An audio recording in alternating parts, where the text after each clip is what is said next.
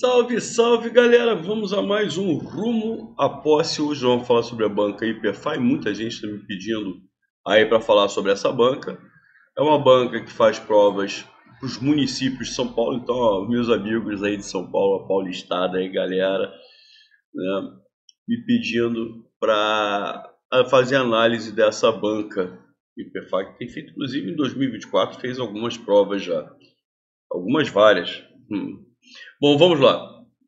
Os assuntos que eles cobram: interpretação de textos, mas questões simples, sem nada demais. A gente vai ver uma questão aqui. Tipologia engenheiro-textual, isso é uma coisa legal.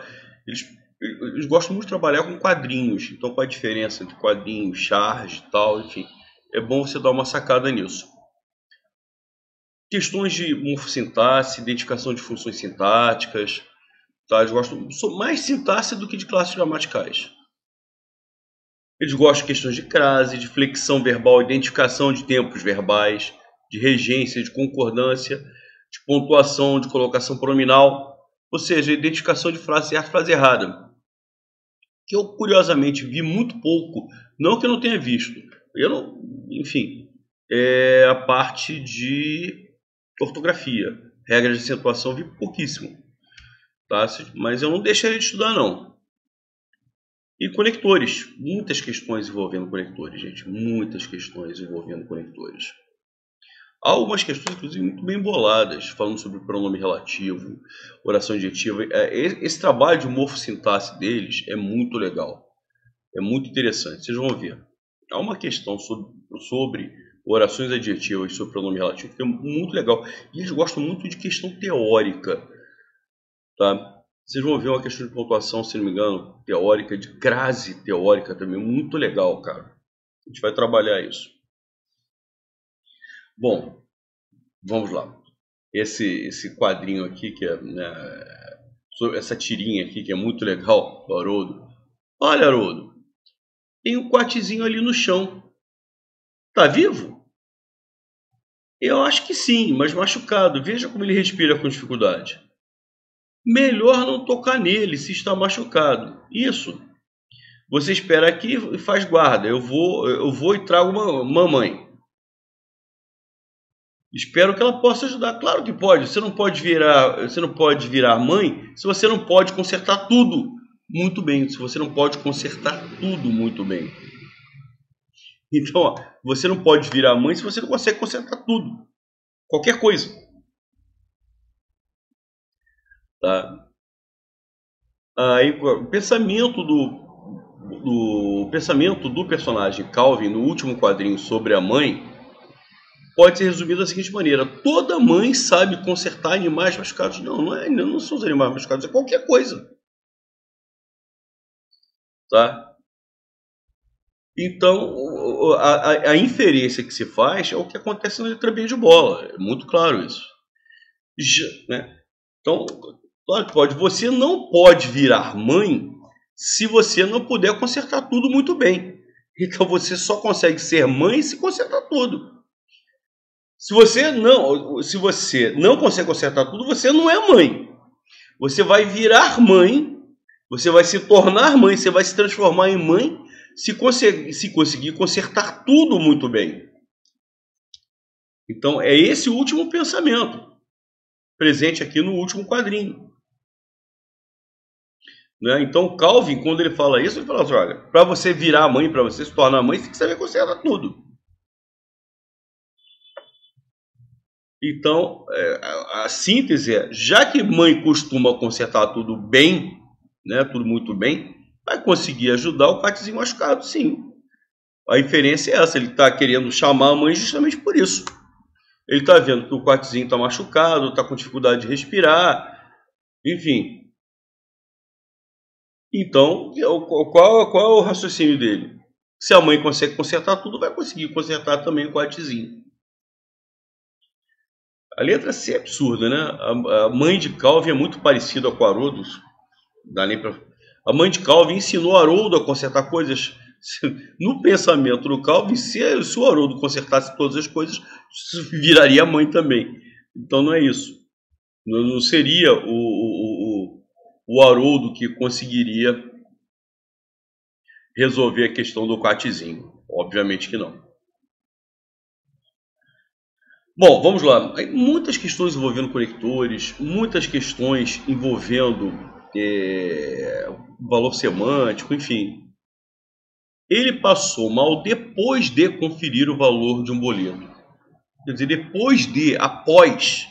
Então, antes de conferir, ele não tinha passado mal. Depois de, após, passou mal. Ou seja, estabelece uma ideia de quê? Obviamente, tempo. Ah, Rosenthal, o que é volitivo? Olha, nem existe oração, assim, classificação de uma oração volitiva. Agentiva até existe, quando é uma oração agente passiva, embora não esteja prevista na NGB, Nomenclatura Gramatical Brasileira. Mas várias gramáticas inserem a oração com valor de agente passiva. Tá? Então, por exemplo, o exercício foi concluído por quem se esforçou. Essa oração aí, por quem se esforçou, ela funciona como agente passiva. Então tem valor agentivo. Tudo bem, beleza. Agora, volitivo é um valor de desejo. Tá? Então, volitivo é justamente isso. Aliás, volo do italiano é desejo. Tá?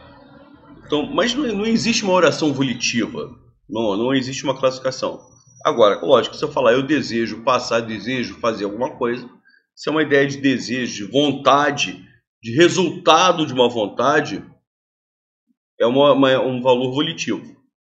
Tá legal? Mas não é o caso aqui. Tomara que ele tenha. Gente, tenha. Maria quer que eu tenha, Maria quer que eu tenha, Maria quer que ele tenha, tenhamos, tenhas, tenho. Isso aqui. Né? Aliás, toda vez que eu... Maria quer que... Tá legal? Maria quer que. Inevitavelmente, eu vou levar o verbo para o presente subjuntivo. Maria quer que eu seja, Maria quer que eu estude, Maria quer que eu faça, Maria quer que eu compre. O verbo ter, Maria quer que eu tenha. Então, também é um assunto que é bastante cobrado em prova, a parte de flexão verbal, mas mais nesse caminho, que é a identificação do tempo verbal. Questão número 4. Olha que questão bem bolada, galera. Uma questão de crase muito bonita. Visa a modificação. É o verbo visar no sentido de desejar, de querer, de aspirar, que é um verbo transitivo indireto. Então, esse é um verbo transitivo indireto.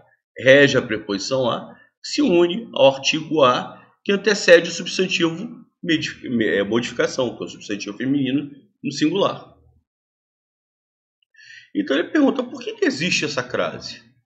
Ele não está nem perguntando se a crase está certa ou errada, ele está perguntando por que existe essa crase. Identificação da justificativa do emprego da crase. Beleza? Maravilha. Aí, vamos lá.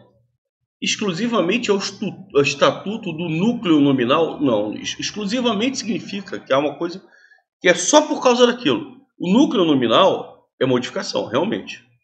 Pede o artigo A, só que a crase tem que ter dois A's. Então ele justifica um A, mas cadê o outro A? A locução adjetiva posposta ao A craseado. Cara, a locução adjetiva é modificação do sistema imunitário, tá? Mas isso aí não justifica a crase. Justifica a presença da preposição A, pedida pelo verbo, mais o artigo A que antecede o substantivo. A letra C, a regência do verbo antecedente, a regência do verbo antecedente, do verbo que vem antes, antecedente que vem antes, verbo visar, perfeito? E a admissão do artigo feminino pelo substantivo subsequente ao acraseado. Sim. Olha lá, o artigo feminino por causa do substantivo que vem depois, subsequente que vem depois. Maravilha. É essa a resposta. Letra D é comentário absurdo. Né, qual do estilo? Não, crase não é qual do estilo. É uma necessidade sintática. Essa questão aqui também eu achei sensacional, muito bem bolado. Um elemento coesivo utilizado no texto foi a palavra que. Ele nem trouxe a frase. Mas aí ele fala o seguinte, essa palavra que introduz uma oração de valor adjetivo. Gente, então se ela introduz uma oração de valor adjetivo, está introduzindo uma oração subordinada adjetiva. Certo? Se estivesse introduzindo uma oração subordinada substantiva, que são aquelas orações que eu substituo pela palavra isso, certo? Nós teríamos uma conjunção integrante, mas não, ele está falando que está introduzindo uma oração de valor adjetivo, ou seja, uma oração subordinada adjetiva. Como é que se chama esse que introduz as orações adjetivas? As orações subordinadas adjetivas. Pronome relativo. O aluno que estuda passa. Qual é a primeira oração? O aluno passa. Aí você tem uma oração que estuda, que está intercalada. É uma oração dentro da outra. A oração adjetiva está dentro da oração principal. Esse que aqui é o pronome relativo, lembra-se? O aluno o qual estuda. Todo pronome relativo introduz uma oração subordinada adjetiva, que pode ter caráter restritivo, pode ter caráter explicativo. Se eu não colocar pontuação, restrição. Se eu colocar pontuação isolando, explicação. Ô, Rosenthal, por que isso aqui é uma oração adjetiva? Olha só como é que tem valor adjetivo. Eu poderia, inclusive, substituir esta oração adjetiva, que estuda, por um adjetivo. O aluno estudioso passa. Estudioso é um adjetivo. Então, sempre é o pronome relativo que introduz as orações subordinadas adjetivas. Já a conjunção integrante é aquela que introduz as orações subordinadas substantivas. Beleza? Mas ele quer das orações adjetivas, a resposta é a letra C. Que questão bonita sobre o emprego de pronome relativo, sobre orações adjetivas. E eu imagino, inclusive, que ele poderia até solicitar também questão relacionada à conjunção integrante. Se aí, no caso, seria a oração substantiva. Beleza? Maravilha. Questão meia dúzia. A alternativa em que a concordância verbal está correta segundo a gramática normativa. Bom, haviam entre os parênteses alguns alunos. Gente, eu tenho o verbo haver. Este verbo haver está no sentido de existir. Verbo haver, no sentido de existir, é um verbo impessoal. Não tem pessoa, não tem sujeito. Sujeito é inexistente. Então, este verbo aqui é um verbo impessoal. Ele só pode ser flexionado na terceira pessoa do singular. Então, o correto é havia. Beleza? Letra B. É necessário que se tomem urgentemente medidas. É necessário isso. Então, como o sujeito de é a oração que vem depois, esse verbo vem na terceira pessoa do singular. Isso aqui é uma oração subordinada, substantiva, subjetiva. Então, sempre que a oração for subjetiva, o verbo da oração principal, no caso, aqui, tem que estar na terceira pessoa do singular. Maravilha. Bom, vamos lá. Se tomem medidas. Quem toma, toma alguma coisa. Medidas urgentes seria objeto direto. Eu tenho o verbo transitivo direto mais o pronome ser, que veio antes. Verbo transitivo direto mais o pronome ser, voz passiva sintética. Esse termo que seria objeto direto se transforma em sujeito. Este sujeito está no plural. O verbo está no plural. Para que se contém a proliferação. Quem contém, contém alguma coisa. A proliferação também seria objeto direto. Então, novamente, eu tenho o verbo transitivo direto mais o pronome ser que veio antes. Verbo transitivo direto com o pronome ser, novamente voz passiva sintética. Este termo aqui, que seria objeto direto, se transforma em sujeito. Sujeito passivo, sujeito paciente. Só que dessa vez, proliferação está no singular. Se esse verbo está no singular, o verbo tem que estar no singular. Está, contém, está no singular. Opa, tudo perfeito. Letra C. Fazem 10 anos, eu tenho o verbo fazer no sentido de tempo passado. O verbo fazer no sentido de tempo passado também é um verbo impessoal. Ele também só pode ser flexionado na terceira pessoa do singular. Faz 10 anos. Mas, Rosenthal, 10 anos está no plural? Certo não é fase? Não. Certo não é fase. Verbo fazer, no sentido de tempo decorrido, é um verbo impessoal e só pode ser flexionado na terceira pessoa do singular. Apesar de todos os avisos, bastava à equipe médica orientações que seguissem o protocolo. Orientações bastavam à equipe médica. Bom, o verbo bastar não está concordando com a equipe médica. Até porque, olha lá, a equipe médica, isso aqui está com crase. Se está com crase, está com preposição. O verbo não concorda com termos preposicionados. Orientações básicas está no plural e o verbo está no plural. Então, este verbo aqui está na terceira pessoa do singular, de forma errada. O certo seria bastavam orientações médicas bastavam orientações básicas à equipe médica. O sujeito do verbo bastar é esse aqui, orientações básicas, está no plural. Então o verbo deveria estar no plural. Maravilha. Questão número 7. Indique a alternativa em que a regência verbal está de acordo com a gramática normativa. Então, ele quer a questão de regência. Presta atenção. A jovem artista, após concluir a pintura, tem que concluir alguma coisa, beleza, perfeito. O verbo concluir é transitivo direto, vem sem preposição. Aspirou profundamente ao aroma, não, aí não. O verbo aspirar, no sentido de desejar, de querer, rege a preposição a, beleza. Tá? Então eu aspiro ao cargo, ela aspirou ao cargo. Só que o verbo aspirar aqui está no sentido de respirar, de sorver. E nesse caso ele é um verbo transitivo direto. Se ele é verbo transitivo direto, não aceita a preposição a. O certo seria aspirou o aroma. Bom, letra B. O experiente economista, ao prever a recessão, quem prevê alguma coisa, o verbo prever é transitivo direto. Esse a aqui é artigo, tudo certo. Alertou o governo sobre a necessidade de medidas. Quem alerta alguma coisa a alguém, ele poderia alertar, tá? A necessidade ao governo, alertou ao governo a necessidade, está alertando alguma coisa a alguém.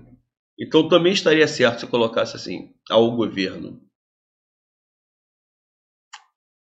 a necessidade,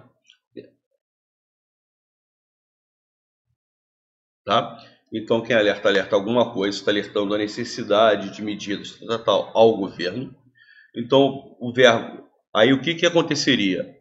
A coisa exerceria a função de objeto direto e a pessoa, no caso pessoa jurídica, né? A pessoa objeto indireto. Mas a gramática permite que também se inverta, tá? Essa sequência de objetos. Ou seja, você pode...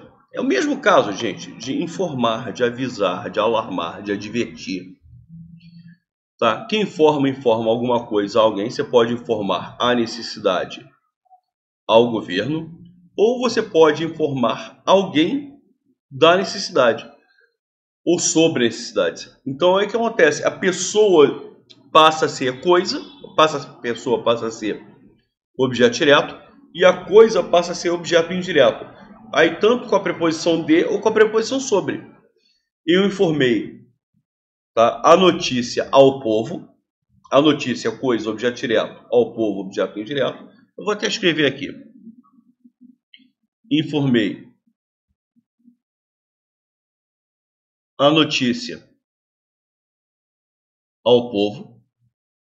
Então, a coisa funciona como objeto direto e a pessoa como objeto indireto. Então, a notícia é coisa, objeto direto. Ao povo, pessoa, objeto indireto. Mas também estaria correto se dissesse informei o povo. Aí o povo passa a ser objeto direto, a pessoa passa a ser objeto direto da notícia ou sobre a notícia. E aí a coisa passa a ser objeto indireto. Então você pode inverter os objetos. Por isso que a gente fala até que eles são duas vezes bitransitivos, porque você pode trocar os objetos. Mas o importante é que se um for objeto direto, o outro passa a ser objeto indireto. E isso serve para vários verbos. Informar, avisar, alertar, alarmar, advertir. Até mesmo o verbo lembrar, quando tem sentido de informar. Então alertou o governo é objeto direto.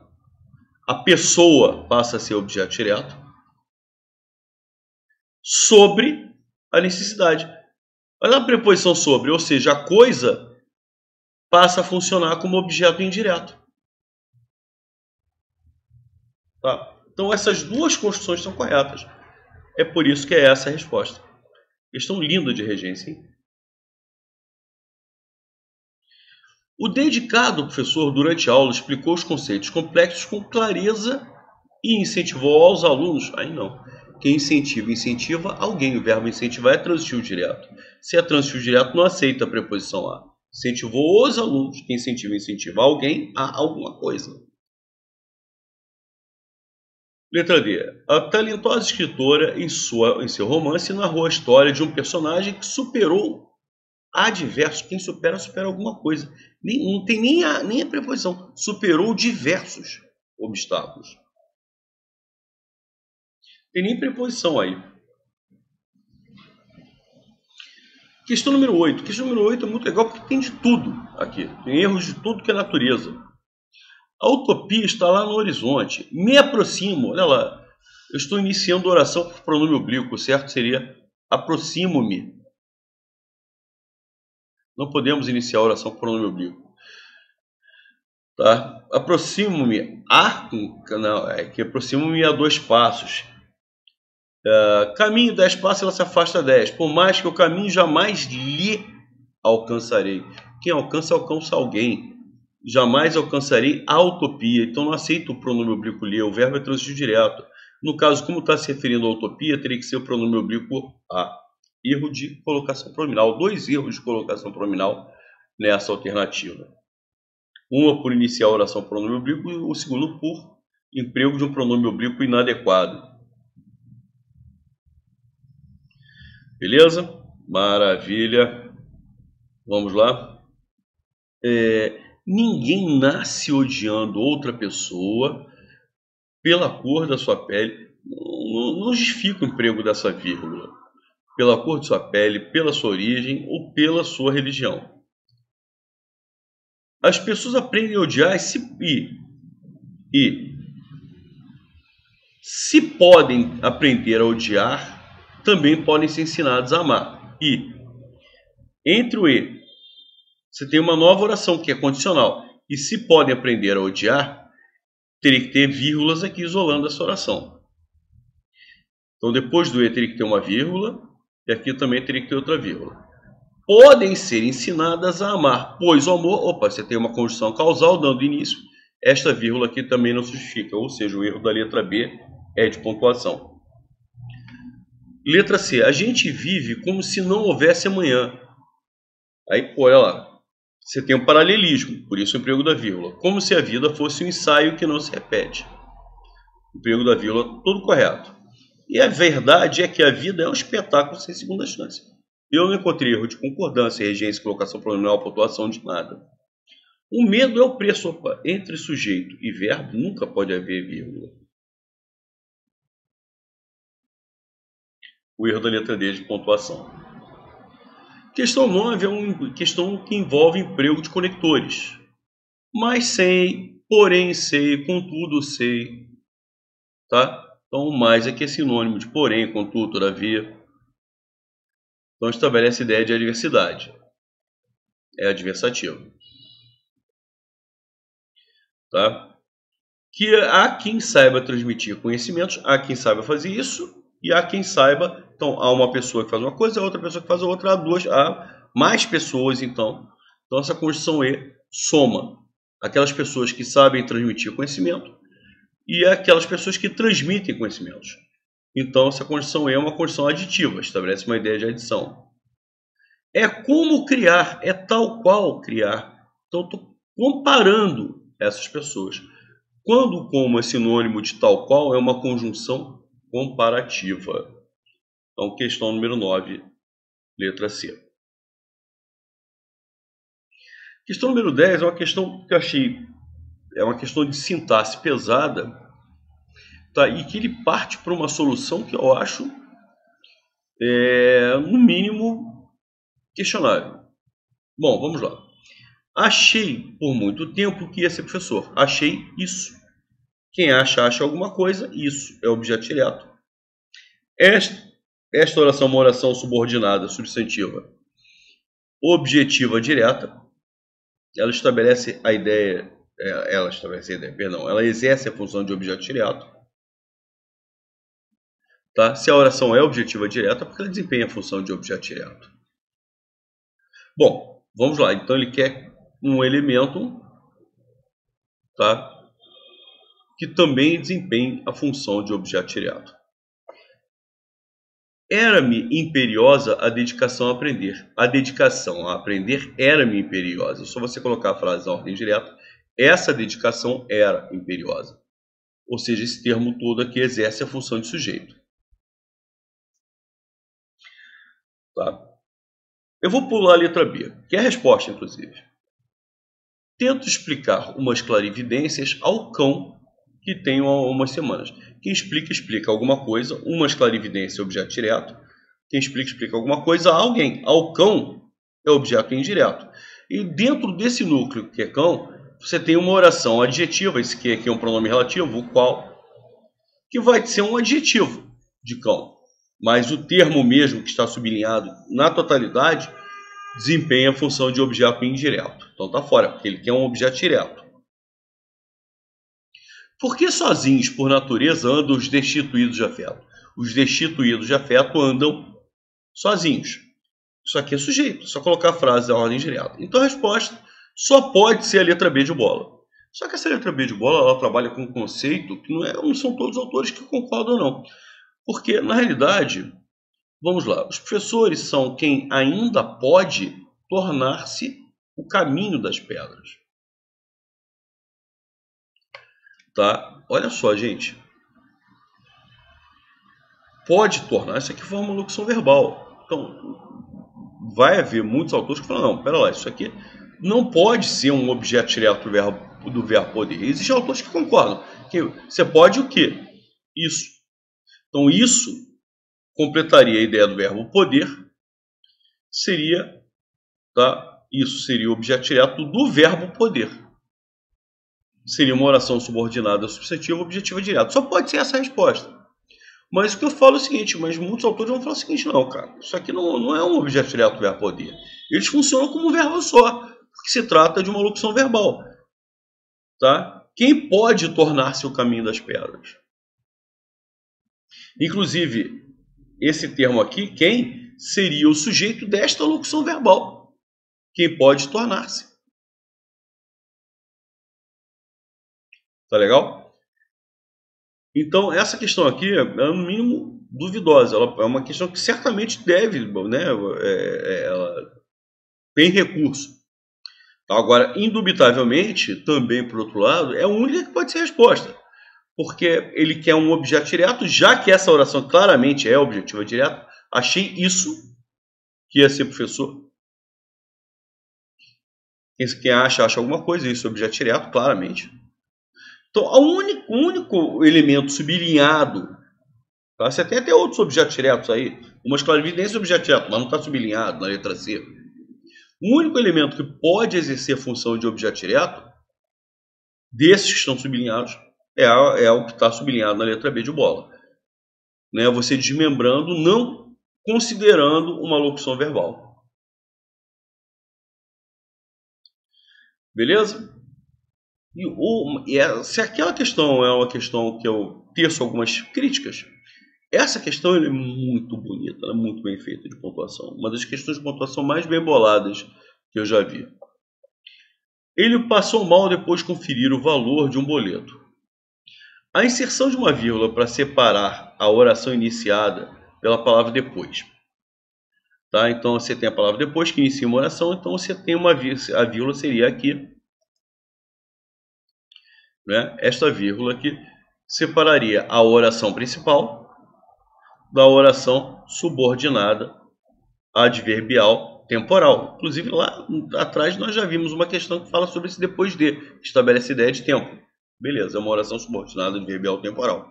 Só que o que nós temos? Nós temos a oração principal e nós temos a oração subordinada adverbial vindo depois da oração principal. Sempre que a oração subordinada adverbial vem depois da oração principal, a vírgula é facultativa. Então, olha só, essa ordem. Oração principal, oração subordinada adverbial, vírgula, facultativa. Ou seja, a frase foi escrita sem a vírgula. Está certo? Está. Se houvesse a vírgula, também estaria certo? Também estaria. Agora, por outro lado, se a ordem fosse oração subordinada adverbial, aí tanto faz qual, causal, tanto faz. No caso aqui é temporal. E depois a oração principal, a vírgula é obrigatória. Ou seja, se a oração subordinada vier antes da principal, a vírgula é obrigatória. Isso, qualquer concessiva. Por exemplo, para passar em concursos, é importante estudar. Se eu coloquei a oração principal subordinada adverbial, que estabelece a ideia de finalidade, antes da oração principal, a vírgula é obrigatória. Tá? Então, embora chova e irei à praia, vírgula obrigatória. Eu fui à praia, embora chova, a vírgula é opcional. Por quê? Porque a oração concessiva vem depois da oração principal. Bom, vamos lá. A inserção de uma vírgula para isolar a oração iniciada pela palavra depois é obrigatória e tornaria esse trecho correto conforme a norma padrão da língua portuguesa. Não, ela não é obrigatória, ela é facultativa. Do jeito que ela está escrita, ela é facultativa. Ela não é obrigatória. É facultativa se, olha lá a condição, se a oração iniciada por depois for deslocada para o início. Aí não. Se ela for deslocada para o início, a oração subordinada vem antes da principal. Aí passa a ser obrigatória a vírgula.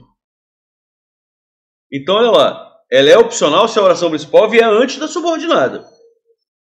Mas ela é obrigatória se a oração subordinada vier antes da principal. Se ele pegar e deslocar a oração subordinada para antes da principal, a vírgula passa a ser obrigatória. Ela é proibida? Não, não é proibida. Ela é facultativa, conforme eu disse, se a oração iniciada por depois não for deslocada. Ou seja, se mantiver essa estrutura original, em que você tem a oração principal, ele passou mal, antes da oração subordinada adverbial temporal. Se for mantida, ou seja, se ela não for deslocada, porque ela está sendo mantida, ela está sendo conservada nesse posicionamento. Logo, a vírgula, tá? Ela é facultativa nessa situação. Ela passa a ser obrigatória se você inverter a ordem das orações. Que questão bonita de pontuação. Uma das mais bonitas, uma das mais bem boladas que eu já vi. Valeu, galera. Maravilha. Um grande beijo, um grande abraço para todos. Não percam quinta-feira a nossa tradicionalíssima live. Tá bom? A nossa live agora nós estamos na época do aquecimento para a próxima semana do português. Valeu, galera. Um abraço!